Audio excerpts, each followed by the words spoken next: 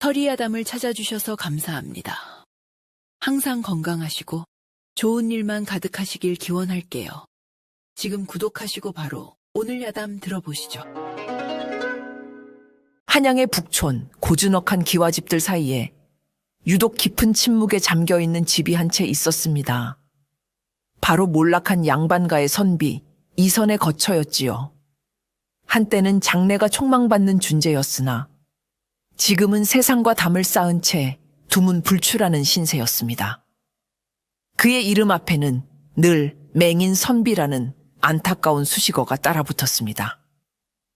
3년 전 늦은 밤 서재에서 글을 읽던 그는 정체 모를 괴한들의 습격을 받았습니다. 그들은 돈이나 재물을 노린 것이 아니었습니다.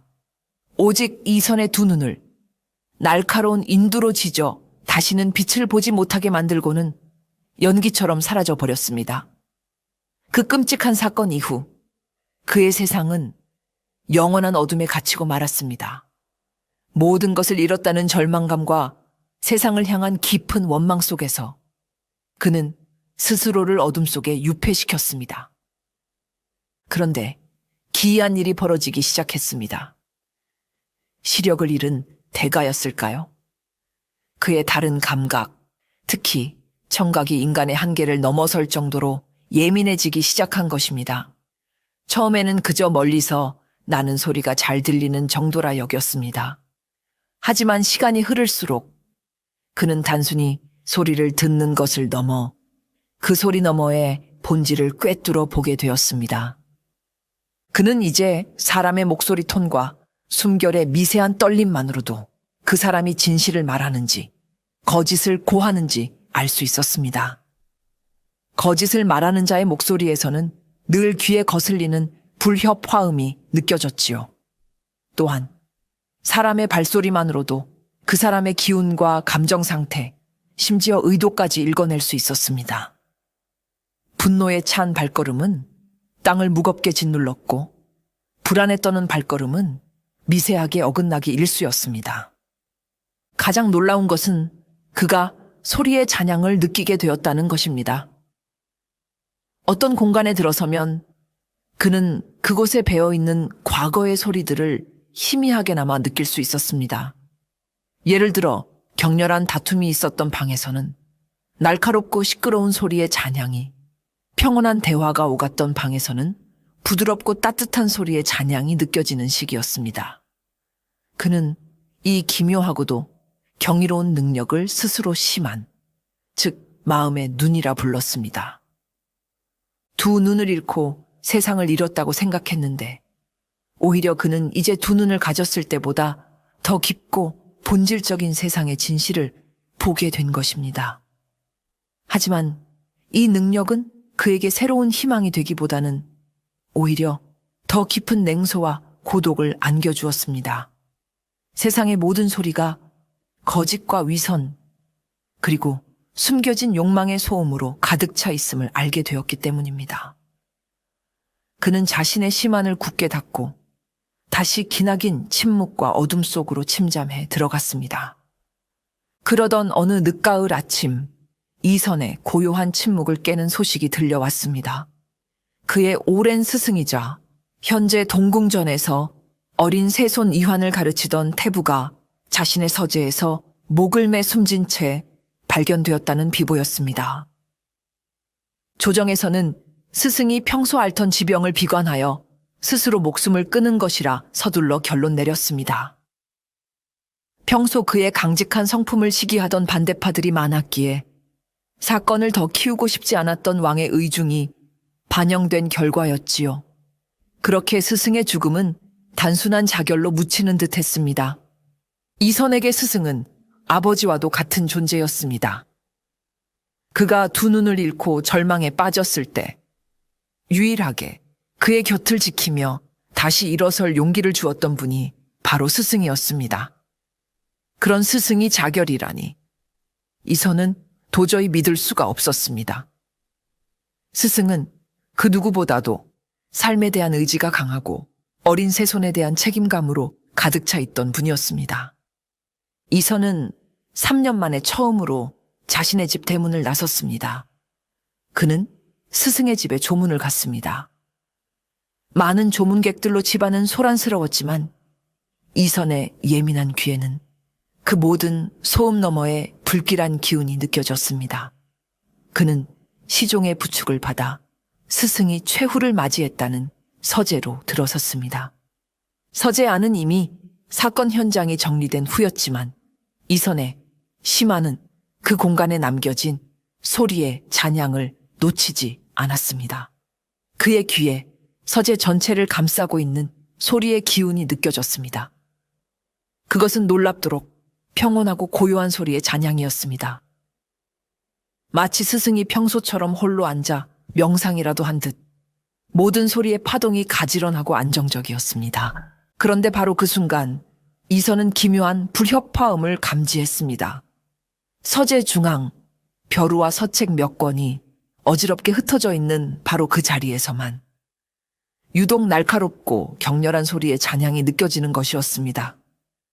마치 유리 깨지는 소리, 비단 찢어지는 소리 같은 짧지만 극심한 충돌의 잔향. 이상하다.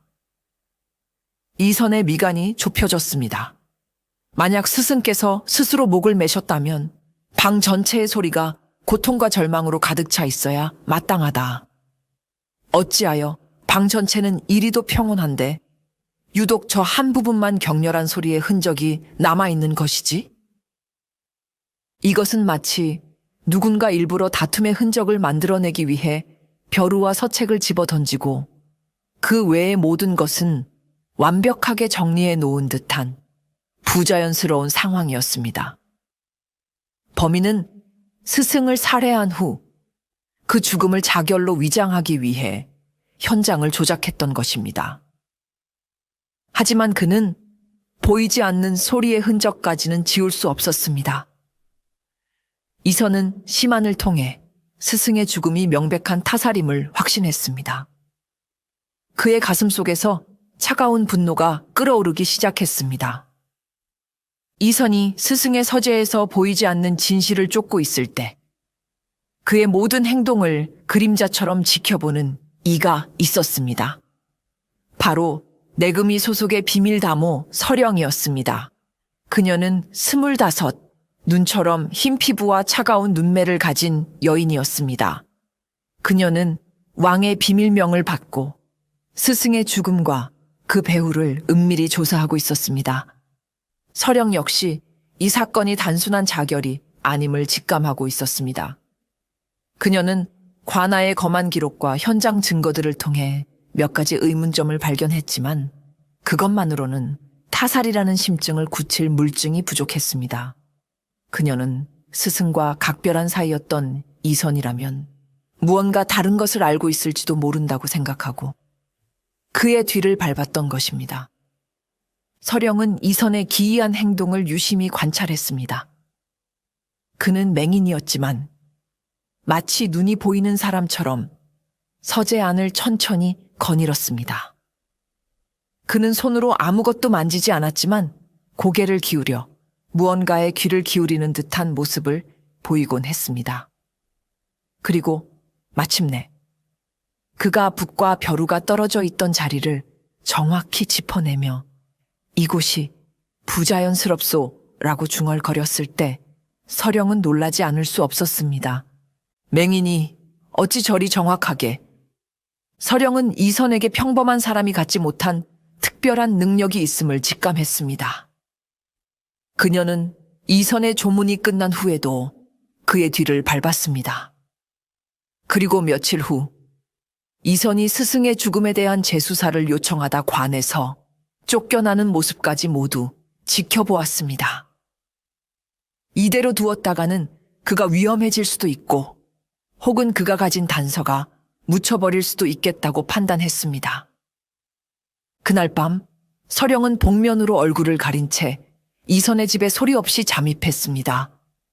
그녀는 왕의 비밀 임무를 수행하는 다모로서 이선의 능력을 시험하고 그의 진짜 정체를 확인해야 했습니다.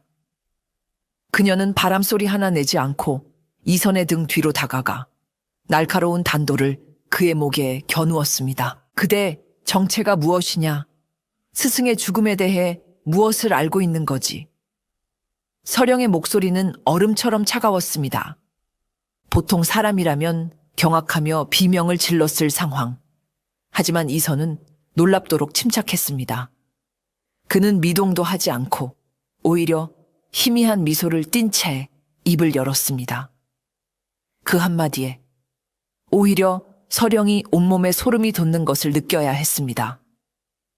낭자께서는 아주 무서운 분이시구려. 이선이 고개를 돌리지 않은 채 조용히 말했습니다. 서령은 순간 당황했습니다. 자신의 기척을 완벽하게 숨겼다고 생각했는데 그가 어떻게 알아차렸단 말인가? 무슨 뜻이냐? 낭자의 걸음걸이 말입니다. 이선은 여전히 침착한 목소리로 말을 이었습니다. 보통의 무예를 익힌 자들은 발소리를 죽일 때 땅을 디디는 힘을 발끝으로 흘려보내지. 그래서 아주 미세하게나마 모래 스치는 소리나 공기가 갈라지는 소리가 나기 마련이요. 허나 낭자의 발걸음에는 그 어떤 소리도 없었소. 마치 유령처럼 소리가 없는 발자국이었지. 내가 아는 한 그런 보법을 쓰는 자는 내금 위의 그림자들 뿐인데. 맞소? 서령은 등골이 서늘해지는 것을 느꼈습니다. 자신의 정체를, 그것도 자신의 특기인 은신술의 특징까지 완벽하게 꿰뚫어 본 것입니다. 그녀는 단도를 거두고 복면을 벗었습니다. 이선은 평범한 맹인이 아니었습니다. 그대의 눈은 보이지 않을 터. 어찌 그것을 알았느냐? 서령이 물었습니다. 나는 눈 대신 귀로 세상을 봅니다. 이선은 그제야 몸을 돌려 텅 빈 눈동자로 서령이 있는 방향을 응시했습니다. 스승님의 서재에도 그런 발자국이 하나 더 있었소. 소리가 없는 발자국. 범인은 낭자와 같은 특별한 훈련을 받은 자일 것이오. 이선의 말은 서령에게 엄청난 충격이었습니다.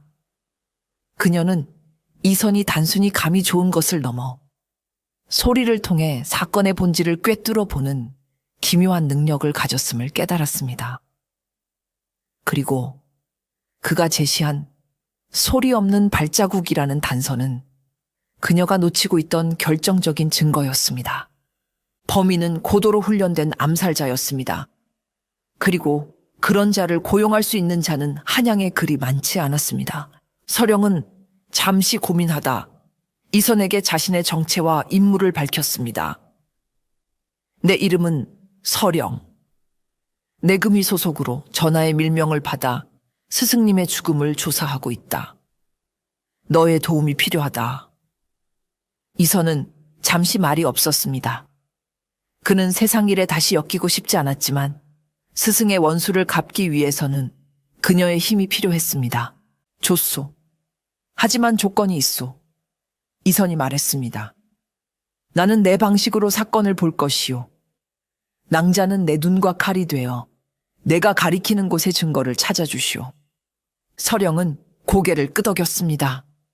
그렇게 소리를 통해 보이지 않는 진실을 쫓는 맹인 선비와 왕의 그림자로서 그의 눈과 칼이 되어줄 비밀 다모의 기묘하고도 위험한 공조가 시작되었습니다.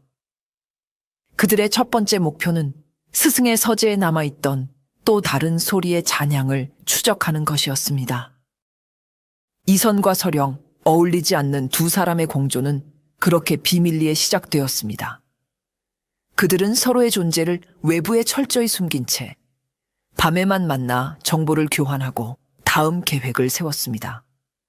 낮에는 각자의 자리에서 서령은 담으로써 공식적인 수사 정보를 수집했고 이선은 자신의 거처에서 스승의 죽음과 관련된 모든 소리의 잔향을 되새기며 단서를 찾았습니다.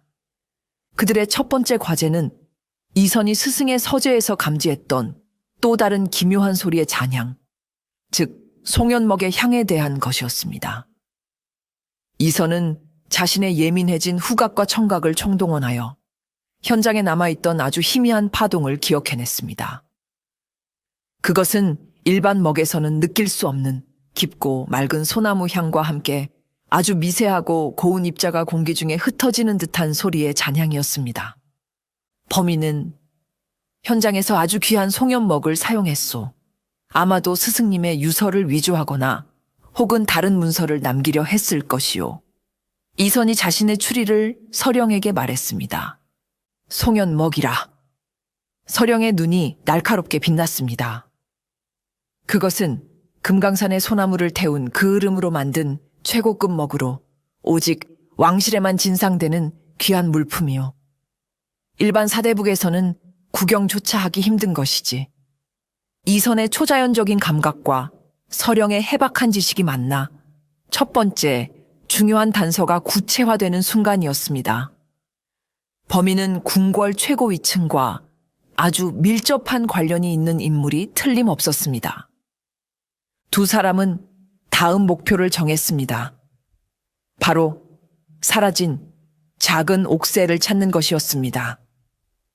서령은 스승이 왕위 계승의 정당성을 상징하는 그 작은 옥새를 비밀리에 보관하고 있었으며 범인의 진짜 목적은 스승의 목숨이 아니라 바로 그 옥새였을 것이라 추측했습니다. 옥새는 분명 아직 궁궐 어딘가에 있을 것이요. 그렇게 중요한 물건을 함부로 빼돌리지는 못했을 테니 우리는 그것을 먼저 찾아야만 하오. 서령이 말했습니다. 하지만 궁궐은 넓고 숨길 곳은 많소. 대체 어디서부터 찾아야 한단 말이오? 이선은 잠시 생각에 잠겼습니다. 그는 눈을 감고 다시 스승의 서재에 남겨진 소리의 잔향들을 떠올렸습니다.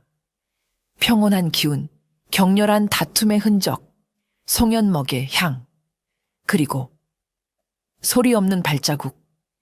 그는 모든 소리의 조각들을 머릿속에서 재구성하며 범인의 움직임을 그려나가기 시작했습니다. 소리로 길을 열 테니 낭자께서는 칼로 증거를 찾으시오.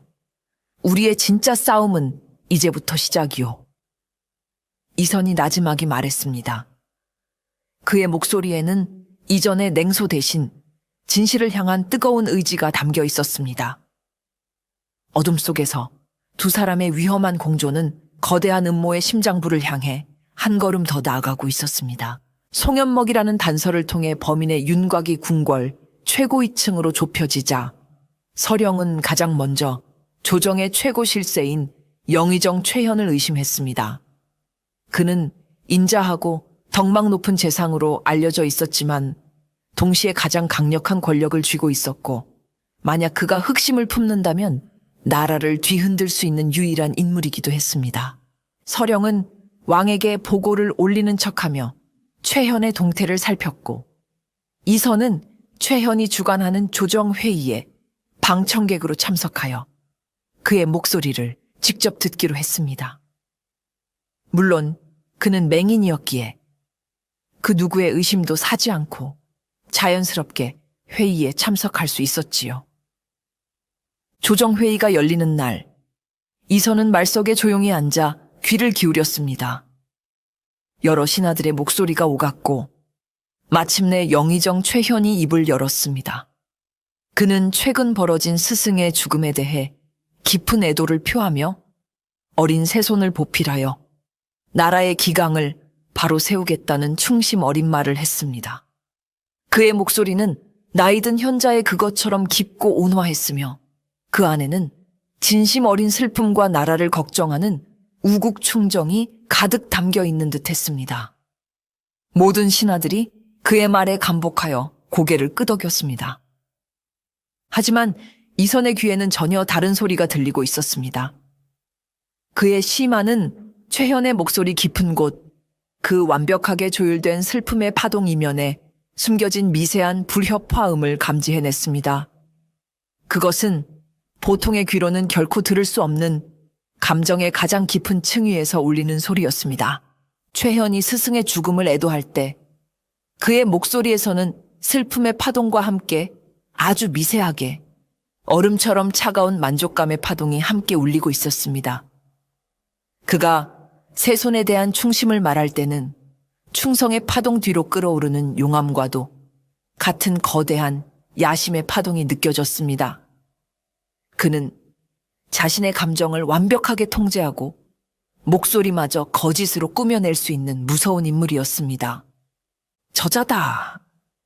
이선은 온몸에 소름이 돋는 것을 느꼈습니다. 저자가 바로 모든 일의 배후다. 회의가 끝나고 이선은 서령에게 자신이 들은 것을 이야기했습니다. 영의정의 목소리는 하나의 거대한 거짓으로 이루어져 있어. 그는 자신의 감정마저 속일 수 있는 자요. 우리가 상상하는 것 이상으로 위험한 인물이야. 서령은 이선의 말에 얼굴이 굳어졌습니다. 심증은 있었지만 이선이 소리로써 그 심증을 확신으로 바꾸어 준 것입니다.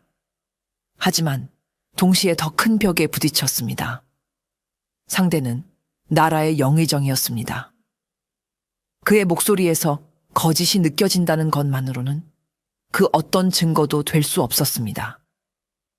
그를 무너뜨리기 위해서는 누구도 반박할 수 없는 명백하고도 확실한 물리적 증거가 필요했습니다. 그리고 그 증거는 바로 사라진 작은 옥사애였습니다. 이선과 서령이 최현의 정체에 한 걸음 다가섰음을 최현 또한 짐작하고 있었습니다. 그는 더 이상 두 사람을 그대로 내버려 둘 수 없다고 판단했습니다. 그는 자신의 수하이자 소리 없는 암살자인 그림자에게 이선을 제거하라는 명을 내렸습니다. 그날 밤 이선은 자신의 거처에서 홀로 명상에 잠겨 있었습니다. 그는 자신의 시만을 더욱 날카롭게 만들기 위해 주변의 모든 소리에 정신을 집중하는 훈련을 하고 있었지요. 바로 그때였습니다. 아무런 소리도 들리지 않았는데 이선의 등 뒤에서 서늘한 살기가 느껴졌습니다. 이선이 본능적으로 몸을 날리는 순간 그가 앉아있던 자리에 시퍼런 단도가 박혔습니다. 그림자였습니다. 그는 이선이 예측했던 대로 소리를 죽이는 특수한 가죽신을 신고 있었습니다.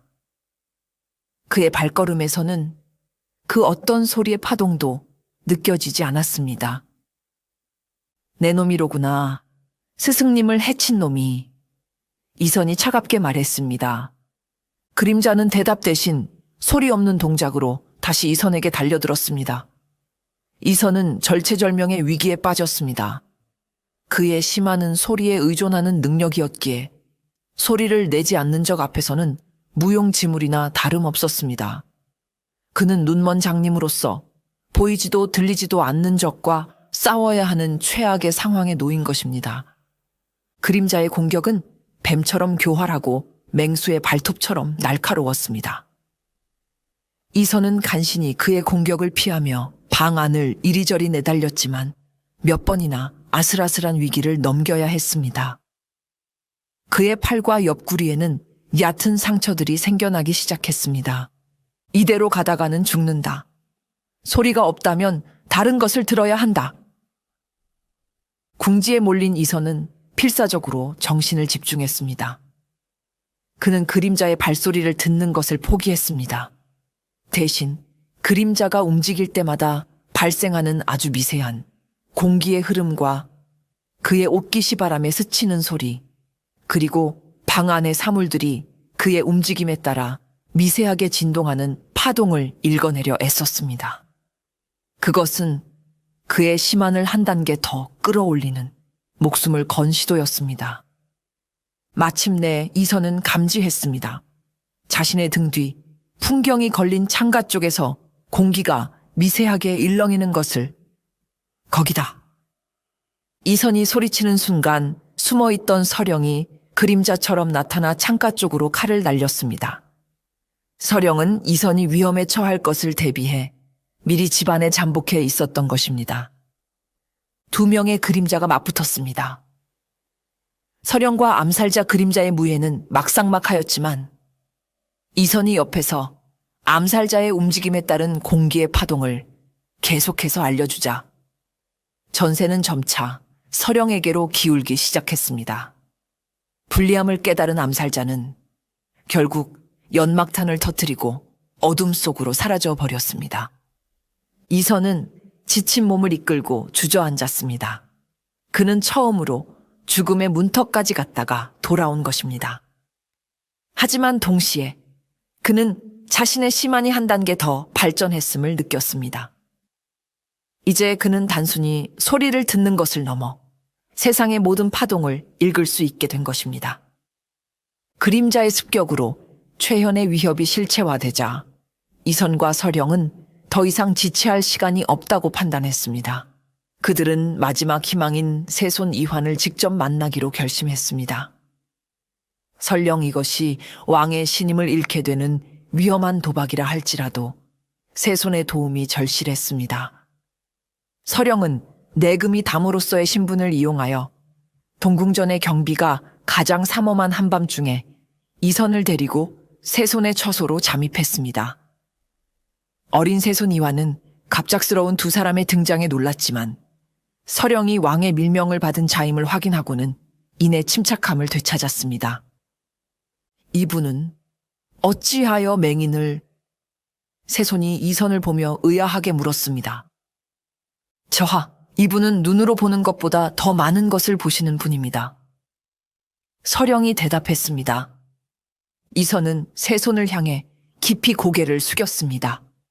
저하, 시간이 없으니 바로 본론을 여쭙겠습니다. 스승님의 죽음은 자결이 아닌 타살이며 그 배후에는 영의정 최현 대감이 있습니다. 그는 사라진 작은 옥새를 이용하여 저하를 폐위시키고 이 나라를 찬탈하려는 역모를 꾸미고 있습니다. 세손의 얼굴이 하얗게 질렸습니다. 그는 어렴풋이 최현의 야심을 짐작하고 있었지만 이토록 구체적인 역모의 증거 앞에서 큰 충격을 받았습니다. 그대들의 말을 어찌 믿는단 말이냐. 증좌가 있는가? 증좌는 아직 없습니다. 허나 저의 눈이 바로 증좌입니다. 이선이 단호하게 말했습니다. 그는 세손에게 자신의 능력을 증명해 보이고 그의 완전한 신뢰를 얻어야 했습니다. 저하, 잠시 저하의 마음에 있는 몇몇 신하들의 이름을 떠올려 보시겠습니까? 그리고 그 이름을 소리내어 읊어주시지요. 저하의 심장 소리가 제게 길을 알려줄 것입니다. 세손은 반신반의했지만 이선의 기묘한 제안에 따르기로 했습니다. 그는 자신의 충신들과 의심스러운 몇몇 신하들의 이름을 하나씩 읊기 시작했습니다. 이선은 눈을 감고 세손의 심장 박동 소리에 모든 정신을 집중했습니다. 세손의 심장은 충신들의 이름을 부를 때는 평온하고 안정적인 파동을 보냈습니다. 하지만 의심스러운 신하들의 이름을 부를 때는 불안과 경계심으로 조금씩 빠르게 뛰었지요. 마침내 세손이 영의정 최현이라고 말하는 순간이었습니다. 쿵쿵쿵. 세손의 심장이 마치 북소리처럼 공포와 분노로 격렬하게 요동치기 시작했습니다. 그가 평소에 억누르고 있던 최현에 대한 무의식적인 두려움이 심장 소리를 통해 터져 나온 것입니다. 들었습니다, 저하. 이선이 눈을 떴습니다. 저하의 심장 또한 영의정을 역적이라 말하고 있습니다. 이제 저를 믿으시겠습니까? 세손은 자신의 마음속 깊은 곳까지 꿰뚫어 본 듯한 이선의 능력에 감복하고 경탄했습니다. 그는 더 이상 두 사람을 의심하지 않았습니다. 그대들을 믿겠소. 내 그대들의 방패가 되어주겠소. 무엇이든 필요한 것이 있다면 말하시오. 세손은 두 사람에게 자신의 처소와 연결된 비밀 통로의 위치와 궁궐의 경비가 소홀해지는 시간 등 역모를 파헤치는 데 필요한 모든 정보를 제공하기로 약속했습니다. 맹인 선비와 비밀 다모, 그리고 어린 세손, 세 사람의 위태로운 동맹이 마침내 결성되는 순간이었습니다. 세손이라는 든든한 조력자를 얻은 이선과 서령은 이제 사라진 작은 옥새에 행방을 찾는데 모든 힘을 집중했습니다. 옥새를 찾지 못한다면 최현의 역모를 증명할 방법이 없었기 때문입니다. 이선은 다시 한번 자신의 거처로 돌아와 스승이 남긴 유품들을 하나하나 살펴보았습니다. 그는 자신의 능력이 물건에 남겨진 소리의 잔향을 통해 과거를 엿볼 수 있다는 점에 주목했습니다. 스승이 마지막 순간까지 손에서 놓지 않았을 법한 물건, 그의 의지가 가장 강하게 담겨 있을 법한 물건을 찾아야 했습니다. 그의 손길이 낡은 검은고에 닿았습니다. 그것은 스승이 젊은 시절부터 늘 곁에 두고 연주하던 그의 분신과도 같은 악기였습니다. 스승은 슬플 때나 기쁠 때나 늘 이 검은고를 타며 마음을 달래곤 했습니다. 이선이 조심스럽게 검은고의 줄을 퉁겨보았습니다. 땡! 하는 맑은 소리와 함께 그의 심안의 희미한 소리의 잔향이 느껴지기 시작했습니다. 그것은 스승이 마지막으로 연주했던 가락의 잔향이었습니다. 이선은 눈을 감고 모든 정신을 집중하여 검은고에 세우며 든 그 마지막 소리를 읽어내려 애썼습니다. 가락은 처음에는 슬프고 비통하게 시작되었습니다. 아마도 자신의 죽음을 예감하고 연주했던 것이겠지요. 하지만 이내 가락은 빠르고 긴박하게 변하며 무언가를 필사적으로 알리려는 듯한 강한 의지를 담아내고 있었습니다. 이선은 그 가락이 단순한 곡조가 아님을 깨달았습니다. 그것은 음의 높낮이와 길이를 이용해 만든 일종의 암호였습니다. 그는 서령에게 자신이 들은 가락을 구체적으로 설명했습니다. 서령은 이선이 읊는 가락을 종이에 받아 적으며 그 의미를 해독하기 시작했습니다. 그녀는 학문뿐만 아니라 암호 해독과 같은 특수훈련 또한 받은 인재였습니다. 그녀는 음의 높낮이를 글자의 획수로, 음의 길이를 붓으로 치환하는 등 여러 가지 암호 해독법을 적용했습니다. 한참의 시간이 흐른 후 서령의 얼굴에 놀라움이 떠올랐습니다. 찾았습니다, 나리. 이것은 파자 암호입니다. 스승이 남긴 가락은 소리가 모이고 울리는 곳, 왕의 근본이 잠든 곳이라는 문장을 가리키고 있었습니다. 스승은 죽기 직전 검은고 연주를 통해 옥새를 숨긴 장소에 대한 단서를 남겼던 것입니다. 그가 남긴 마지막 소리가 이제 영모의 진실을 향한 길을 열어주고 있었습니다. 소리가 모이고 울리는 곳, 왕의 근본이 잠든 곳. 스승이 남긴 암호의 의미를 두고 이선과 서령은 머리를 맞대고 고심했습니다. 처음에는 왕의 근본이라는 구절에 집중하여 역대 왕들의 위패가 모셔진 종묘나 왕릉을 생각했습니다. 하지만 그곳들은 너무나도 상징적인 장소라 오히려 발각될 위험이 컸습니다. 그때 이선이 조용히 입을 열었습니다. 아닙니다.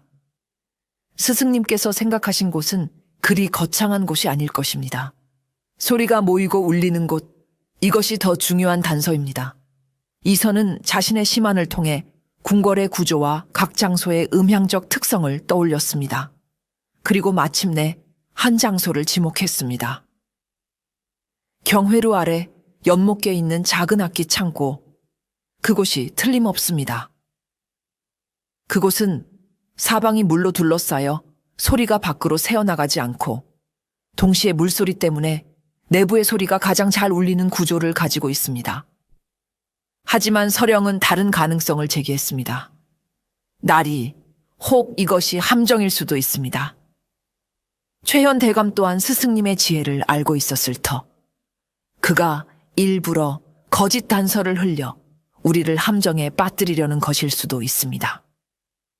서령의 추리대로 최현은 이미 스승의 서재에서 검은고를 발견하고 그 안에 암호가 숨겨져 있을 가능성을 염두에 두고 있었습니다. 그는 일부러 왕의 근본이라는 구절을 흘려 수사망이 자신의 정적인 다른 대감에게 향하도록 유도하려 했던 것입니다. 실제로 최현과 대립하던 한 대감의 사가 지하 창고는 소리가 잘 울리는 구조로 되어 있었습니다. 두 사람은 갈림길에 놓였습니다. 이선의 심한이 가리키는 악기 창고로 갈 것인가? 아니면 서령의 이성적인 추리가 가리키는 대감의 사가로 갈 것인가? 한참의 고민 끝에 두 사람은 위험을 무릅쓰고 두 곳을 모두 확인해 보기로 했습니다. 서령은 먼저 자신의 수하들을 보내 대감의 사가를 급습했습니다. 그리고 예상대로 그곳의 지하 창고에서 작은 옥새가 발견되었습니다. 하지만 옥새를 발견한 기쁨도 잠시 그들은 최현이 쳐놓은 덫에 걸려들고 말았습니다. 옥새는 가짜였고 서령의 수하들은 다른 대감을 모함하려 한 영모 세력으로 몰려 포위되고 만 것입니다. 최현의 계략에 보기 좋게 걸려든 상황. 이제 남은 희망은 오직 이선이 가리킨 악기 창고뿐이었습니다. 서령은 수하들을 구하고 모든 것을 되돌리기 위해 이선과 함께 마지막 장소로 향했습니다. 서령의 수하들이 함정에 빠졌다는 소식을 들은 이선과 서령은 극도의 위기감을 느꼈습니다. 이제 그들의 행동은 더욱 신중해야만 했습니다. 두 사람은 세손의 도움을 받아 궁궐의 경비가 가장 소홀한 틈을 타 비밀 통로를 통해 악기 창고로 향했습니다. 악기 창고에 거의 다다랐을 때였습니다. 이선의 귀에 익숙하고도 불길한 소리 없음이 느껴졌습니다. 그림자 암살자가 그들의 앞을 가로막고 있었습니다. 그는 최현의 명을 받고 이곳에서 두 사람을 완전히 제거할 작정이었던 것입니다. 결국 여기까지 왔구나. 허나 너희의 여정은 여기서 끝이다. 그림자가 차갑게 말했습니다. 서령은 칼을 뽑아들고 그림자와 맞섰습니다. 좁은 복도에서 두 고수의 검이 부딪히며 불꽃이 튀었습니다. 하지만 그림자의 실력은 서령보다 한 수 위였습니다. 게다가 그는 소리를 내지 않았기에 이선은 서령에게 아무런 도움도 줄 수 없었습니다. 서령은 점점 수세에 몰렸고 팔에 상처를 입고 말았습니다. 이선은 절박했습니다. 그는 눈을 감고 모든 감각을 청각에 집중했습니다. 그는 그림자의 발소리나 칼소리를 듣는 것을 포기했습니다. 대신 그가 숨을 쉴 때마다 나는 아주 희미한 소리의 파동에 집중하기 시작했습니다. 색, 색. 그림자의 숨소리는 일반인과 달랐습니다. 아주 짧고 얕았으며 숨을 내쉴 때마다 아주 희미하게 마치 약재가 타는 듯한 냄새의 파동이 섞여 나왔습니다. 이것은 지병이다. 그는 폐에 병이 있어 늘 약재를 태운 연기를 마셔야만 하는 것이다. 이선은 그림자의 치명적인 약점을 간파했습니다. 그는 지병을 앓고 있었고 향주머니에 의존하고 있었습니다. 서령, 그의 왼쪽 가슴을 노리시오. 그곳에 약주머니가 있을 것이오. 이선이 외쳤습니다. 서령은 이선의 말을 믿고 모든 힘을 다해 그림자의 왼쪽 가슴을 향해 몸을 날렸습니다. 당황한 그림자가 칼로 막아내는 순간 서령은 그의 품속에서 작은 향 주머니를 낚아채는 데 성공했습니다. 향 주머니가 그의 품에서 떨어져 나가는 순간 그림자의 호흡이 갑자기 거칠어지기 시작했습니다. 그의 움직임이 눈에 띄게 둔해졌고 그의 완벽했던 검술에 빈틈이 보이기 시작했습니다. 그 틈을 놓치지 않고 서령은 그의 어깨를 깊숙이 베었습니다. 그림자는 비명을 지르며 뒤로 물러섰고 이내 어둠 속으로 모습을 감추었습니다. 비록 놓치기는 했지만 두 사람은 처음으로 그에게 상처를 입히고 그의 약점을 알아내는 데 성공한 것입니다. 그림자를 물리친 이선과 서령은 마침내 악기 창고에 도착했습니다. 창고 안은 거대한 편종과 편경, 그리고 수십 개의 북과 검은고, 가야금 등 온갖 종류의 악기들로 가득 차 있었습니다. 이곳이야말로 스승이 말한 소리가 모이고 울리는 곳이었습니다. 하지만 이 넓은 창고 안에서 주먹만한 작은 옥새를 찾는 것은 쉬운 일이 아니었습니다. 두 사람은 시간이 없었습니다. 언제 최현의 군사들이 들이닥칠지 모르는 상황이었습니다. 그때 이선이 창고 중앙에 놓인 거대한 북 앞으로 다가갔습니다. 그는 손바닥으로 북의 가죽을 천천히 쓸어보았습니다. 그리고는 손가락으로 북의 표면을 가볍게 통통 두드려 보았습니다. 소리가 다릅니다. 이선이 말했습니다. 무엇이 다르다는 말이오? 서령이 물었습니다.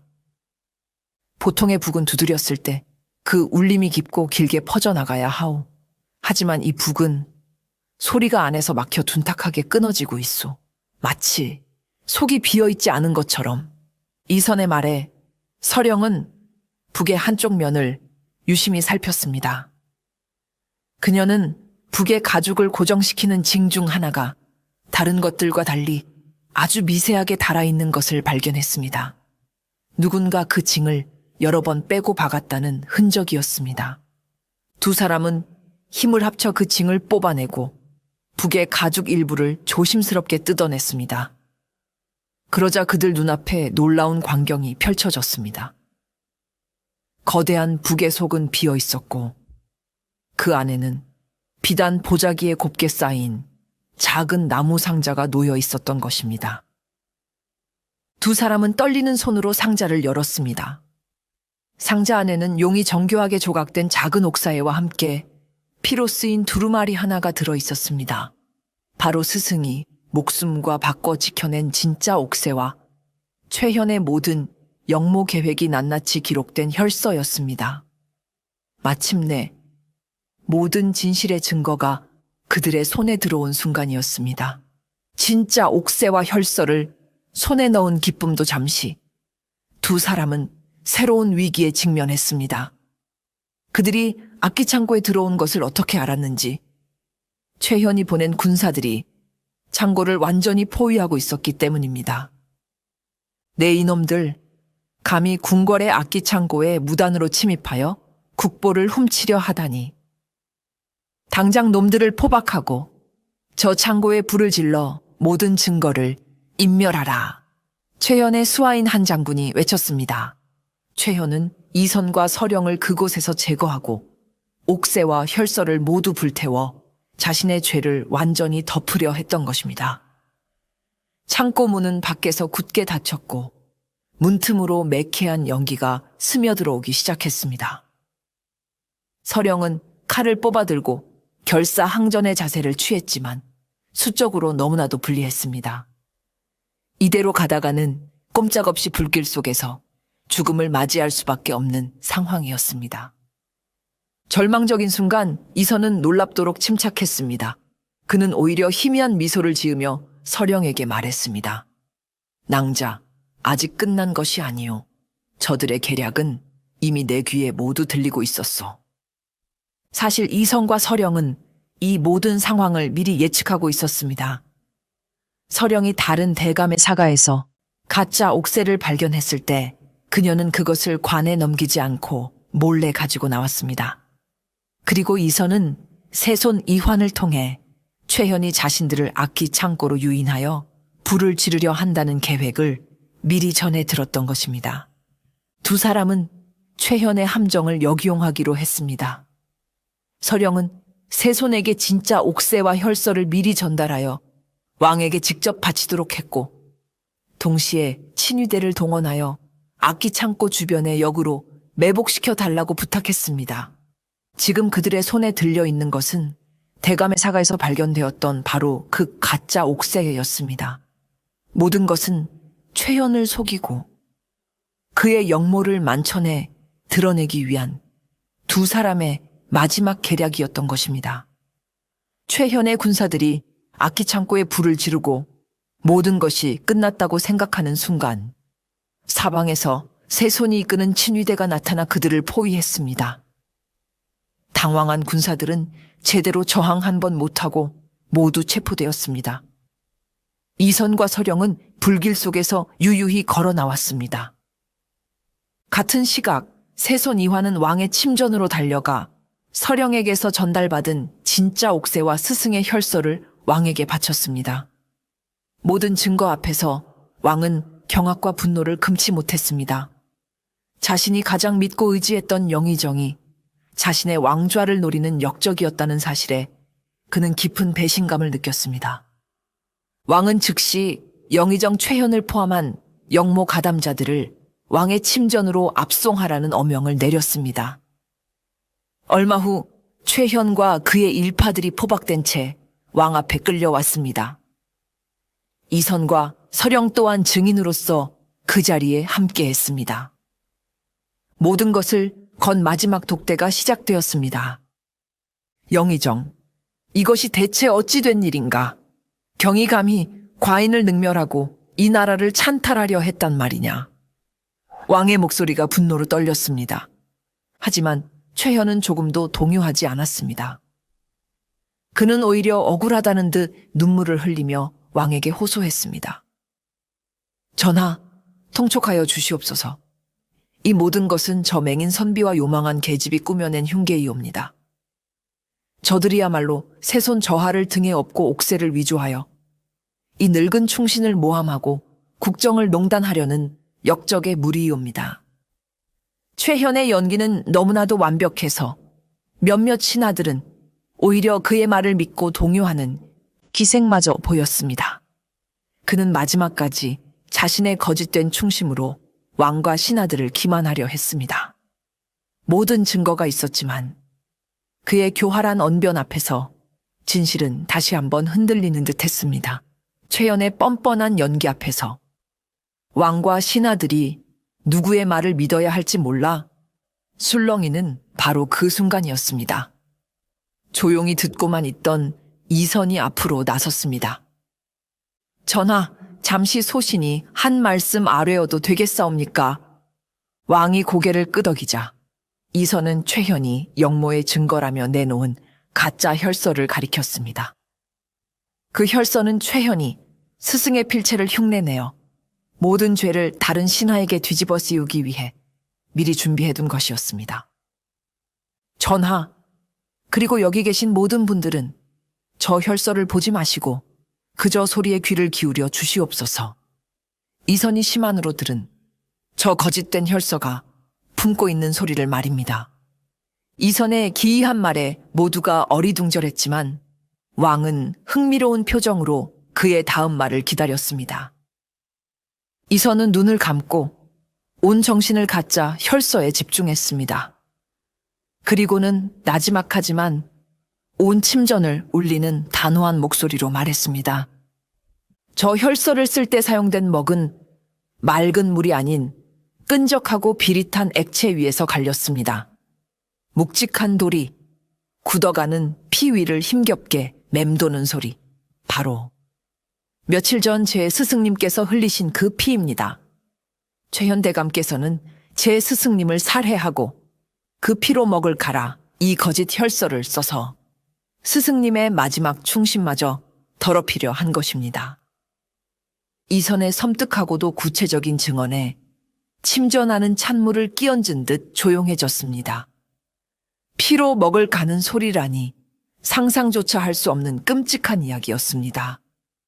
하지만 이선의 목소리에는 그 어떤 거짓이나 망설임도 없었습니다. 그것은 마치 모든 것을 직접 보고 겪은 자의 확신에 찬 증언과도 같았습니다. 이선의 그 한마디는 완벽한 평정심을 유지하던 최현의 마지막 이성의 끈을 끊어버렸습니다.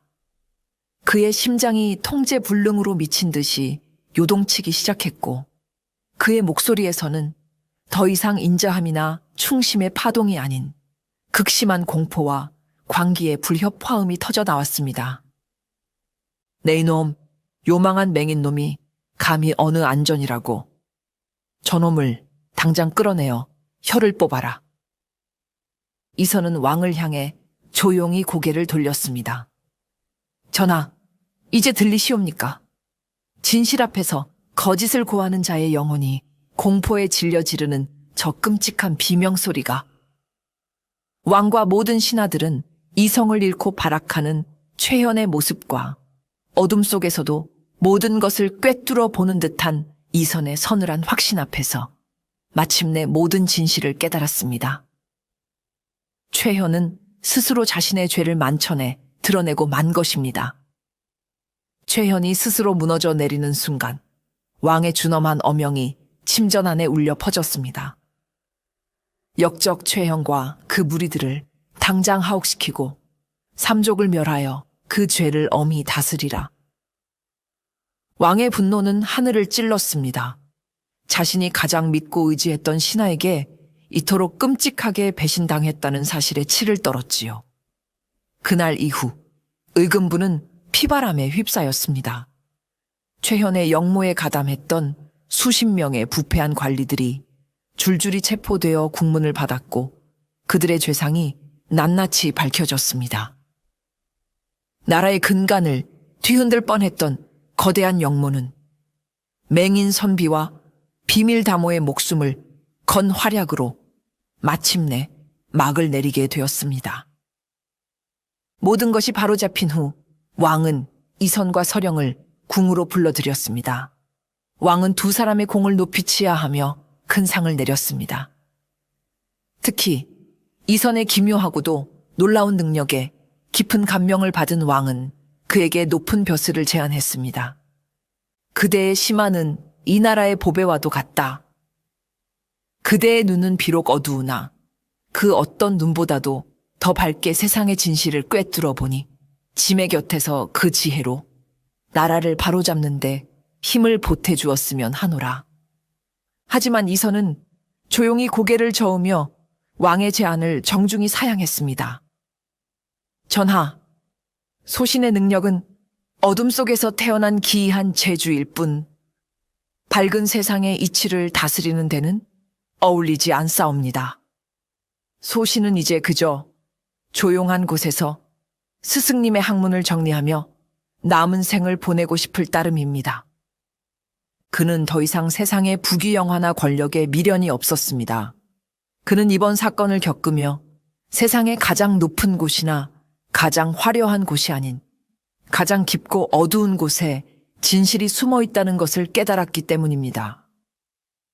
그는 이제 권력의 소음에서 벗어나 세상의 작은 소리들에 귀 기울이며 살아가고 싶었습니다.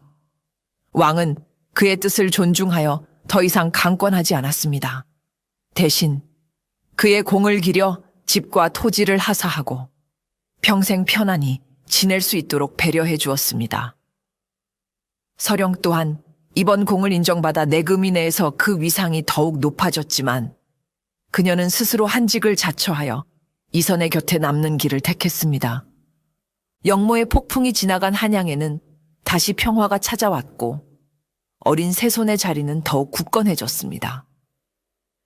사건이 끝난 후 이선은 예전처럼 세상과 담을 쌓고 지내지 않았습니다. 그의 집문은 늘 열려 있었고 그의 곁에는 언제나 서령이 함께했습니다. 그는 자신의 기묘한 능력을 더 이상 저주라 여기지 않았습니다. 그것이 때로는 억울한 이의 한을 풀어주고 거짓된 세상을 바로잡는 날카로운 칼이 될 수 있음을 깨달았기 때문입니다. 그의 명성은 은밀하게 퍼져나가 억울한 사연을 가진 백성들이 남몰래 그의 집을 찾아와 도움을 청하곤 했습니다. 도둑으로 몰린 상인, 억울하게 누명을 쓴 과부, 권력객의 땅을 빼앗긴 농부. 그들은 마지막 지푸라기라도 잡는 심정으로 이선을 찾아와 자신의 억울함을 호소했습니다. 이선은 그들의 목소리에 담긴 진실의 파동에 귀를 기울였습니다. 그는 시만을 통해 그들의 말 속에 숨겨진 진실과 거짓을 가려내었고 정말로 억울한 사연을 가진 이들에게는 해결의 실마리를 알려주곤 했습니다.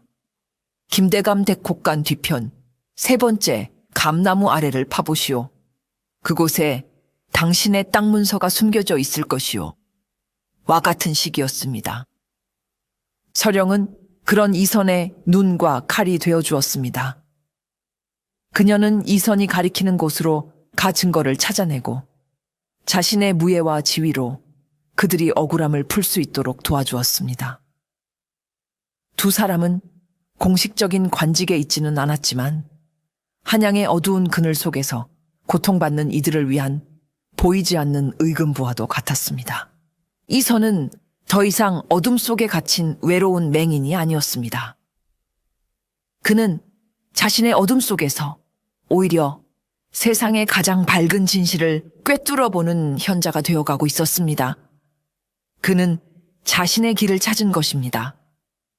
어느덧 시간이 흘러 겨울이 가고 따스한 봄이 찾아왔습니다.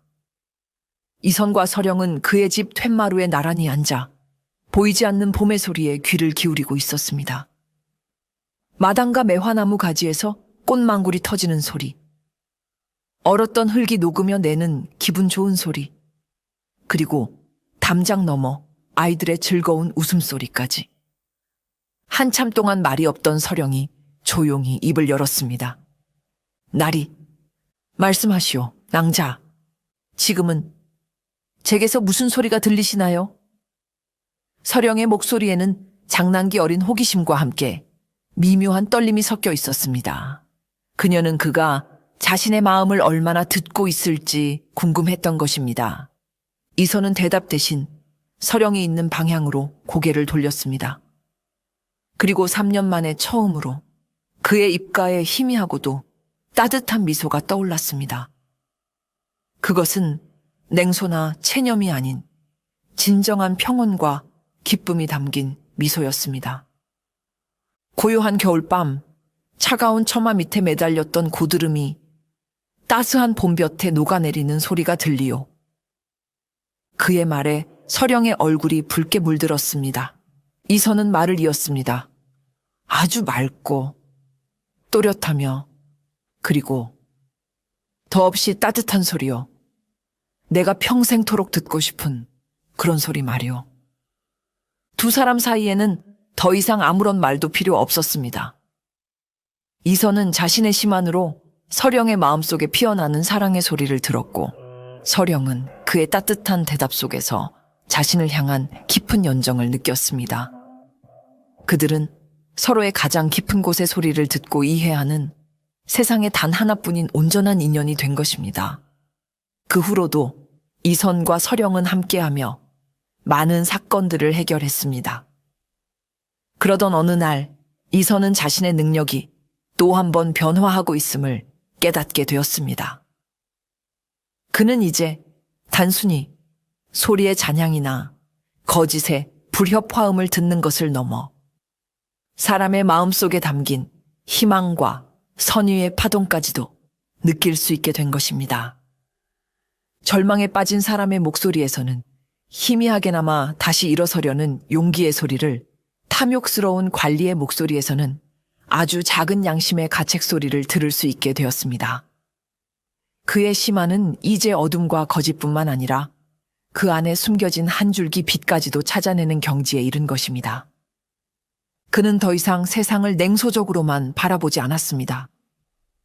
모든 인간에게는 선과 악이 공존하며 절망 속에서도 희망은 피어난다는 것을 그는 소리를 통해 배우게 되었습니다. 그의 얼굴에서는 차가운 냉소가 사라지고 그 자리에는 세상의 모든 소리를 끌어안는 듯한 깊고 온화한 미소가 자리 잡았습니다. 세월이 흘러 심한을 가진 맹인 선비의 이야기는 한양의 전설이 되었습니다. 사람들은 말했습니다. 억울한 일이 생겨 눈물 흘리는 밤이면 어디선가 호련히 나타나 도움의 손길을 내미는 맹인 선비와 그림자 같은 여인이 있다고. 그들은 귀신 같은 능력으로 숨겨진 진실을 밝혀내고 억울한 이의 한을 풀어준 뒤 바람처럼 사라진다고 했습니다. 어떤 이는 그가 정말로 눈이 먼 것이 아니라 세상의 모든 추악함을 보지 않기 위해 스스로 눈을 감은 신선이라고도 했고, 어떤 이는 그가 옥황상제의 밀명을 받아 인간 세상의 정의를 바로 세우러 온 암행어사라고도 했습니다. 진실이야 어찌 되었든 이선과 서령은 한양의 가장 어두운 곳을 밝히는 등불 같은 존재가 되었습니다.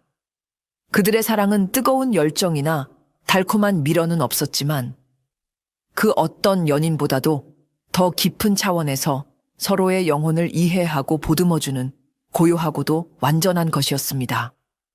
어느 달 밝은 밤 두 사람이 여느 때처럼 툇마루에 앉아 있었습니다. 서령이 조용히 검은고를 타기 시작했습니다. 그녀의 연주는 이선이 스승의 검은고에서 들었던 그 마지막 가락이었습니다.